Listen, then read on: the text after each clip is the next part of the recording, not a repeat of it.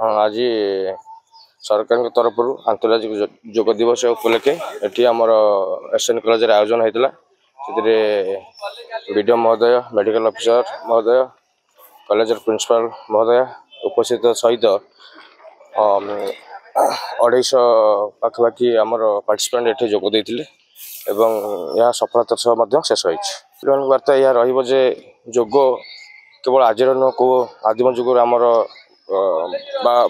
भारतर संस्कृति परंपरा जोग द्वारा आमर मन और शरीर पवित्र रुहे। यही शिक्षा द्वारा आम पिला आज जो नूतन पीढ़ी अच्छा या बहुत प्रकार आसन आज ये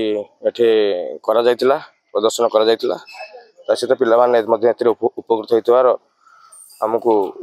उपलब्धि होती। आज आंतर्जातिक योग दिवस जोटा पालन होची ब्लॉक स्तरीय आम आज एसएन कॉलेज कैंपस रे पालन करूँ बहु आडंबर सहकार पालन होती सब वर्गर लोक मैंने सब बयस लोक मैंने योगदान करते गोटे उपरंत शक्ति और आनंद सहकार समस्त उपभोग कर